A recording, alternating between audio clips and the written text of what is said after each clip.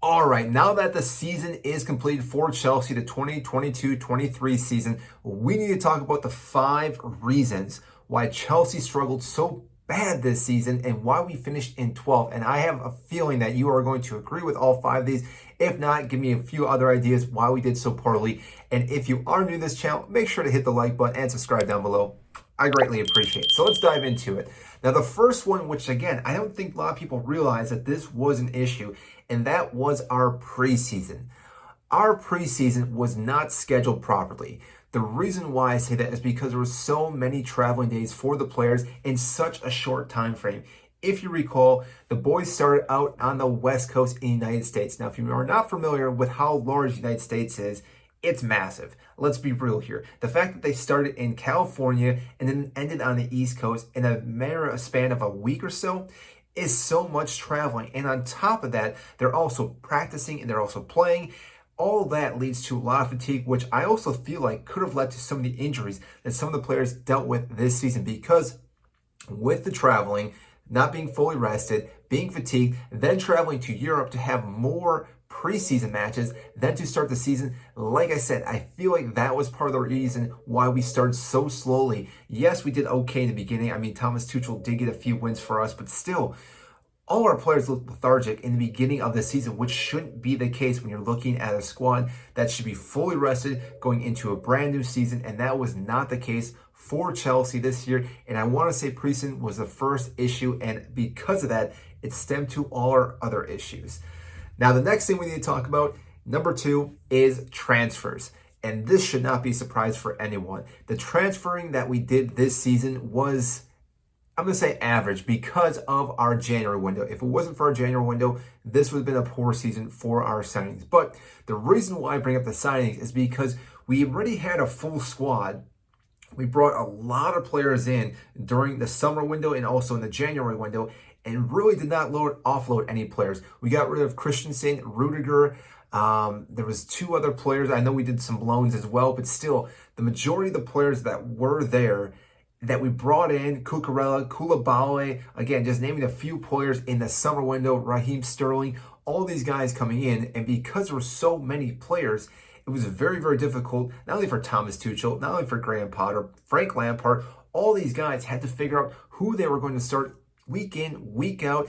And even we heard that training was difficult, that they would have 11 players versus 11 players versus 11 players versus 11 players. The fact that we had 2 matches almost going on simultaneously at practices is difficult for any manager to figure out who they're going to play.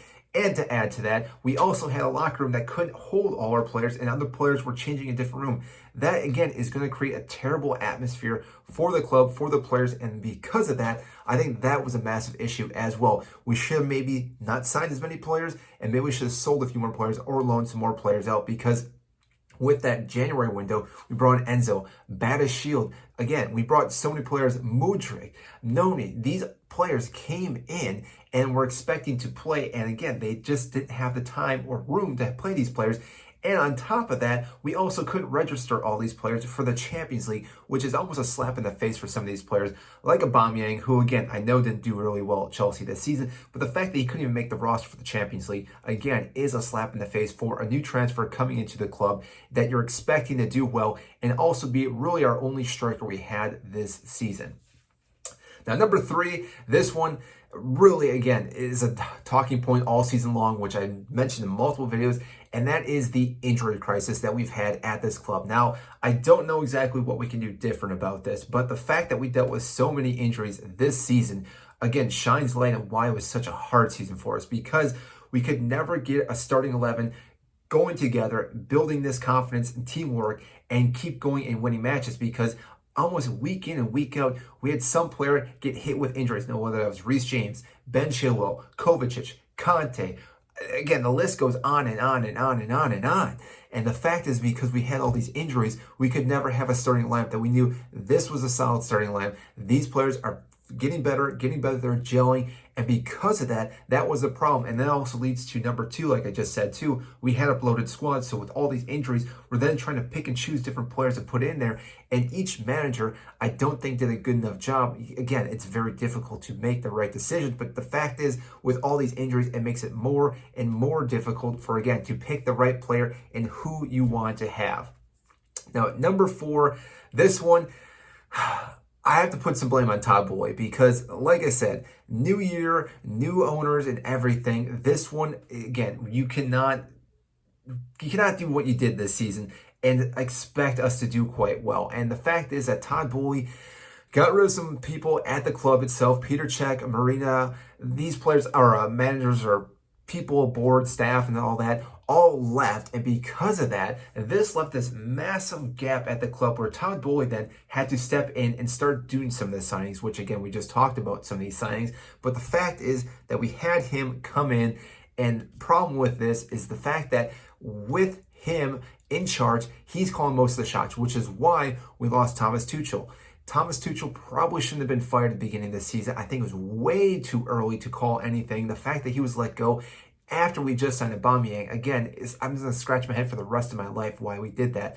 But because of that, we then hired Graham Potter, which again comes down to Todd Boehly wanting to hire Graham Potter and letting go of Thomas Tuchel. The fact that it didn't work out with Graham Potter, and we had him at this club for so long, signed him for a 5-year deal.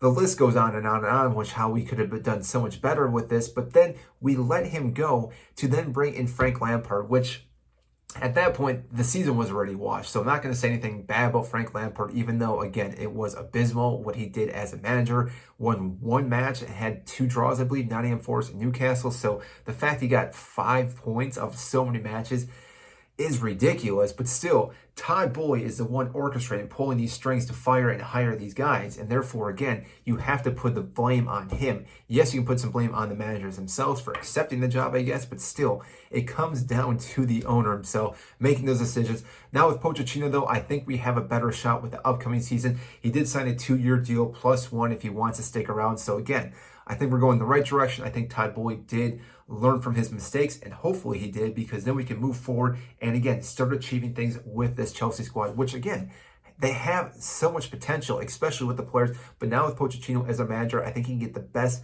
out of these players. And number 5, this one you could argue for all teams. It wasn't just Chelsea, and that is the World Cup. The World Cup, I think, threw a monkey wrench into the system for all teams this year, because some teams were doing quite well up into that World Cup, and then all of a sudden that massive break really hurt a lot of teams' momentums. And on top of that, teams that weren't doing so good, that break really helped them regather themselves, find out what they needed, and then when the game started back up after the World Cup, a lot of those teams started doing really, really well. It also gave board some time to hire and fire managers as well. I can't remember exactly how many managers were fired this season, but the fact is that when they had the World Cup break, they were able to assess different managers and get rid of some of those. And we saw some great managers come through the systems and help teams survive relegation. I mean, Emery, from Aston Villa came through after Steven Gerrard just did a horrific job. And the fact that he was able to come and help them lift them up did quite well. The thing with Chelsea, though, it did not help us out. We were playing pretty poor up into the World Cup. World Cup happened, and we played pretty poor after that. The one shiny thing from the World Cup, though, is we saw Enzo Fernandez play quite well, which we did sign in January. But like I said, the World Cup threw this massive wrench in the system, because not only that, players didn't get really a whole lot of rest. We had quite a few players that went to the World Cup. Yes, some players got knocked out fairly early on. That happens at the World Cup. But still, they had to travel, they had to practice, they had to play those games. And therefore, again, it's just more minutes added to those legs, which again goes back to number 2 with those injuries.